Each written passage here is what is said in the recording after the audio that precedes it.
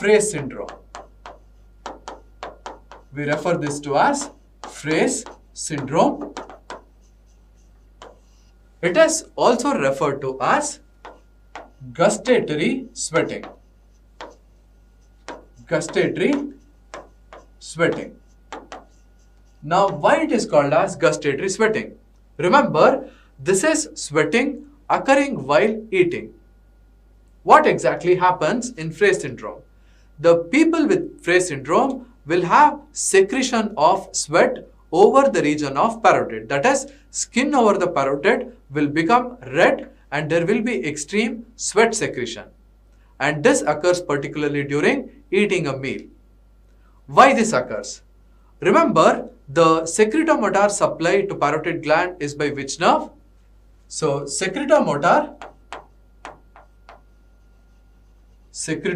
nerve supply is from the inferior salivatory nucleus, right? And it reaches the parotid gland through ultimately auriculotemporal nerve, right?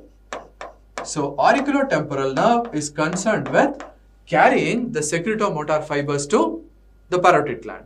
Similarly, the skin over the parotid gland is innervated by, remember, the skin over parotid is innervated by the greater auricular nerve, right? It is supplied by great auricular nerve. The function of greater auricular nerve is they receive cutaneous innervation from the skin over angle of the mandible and over the parotid. In addition, they also supply pseudomotor fibers. Pseudomotor fibers to the skin covering parotid gland.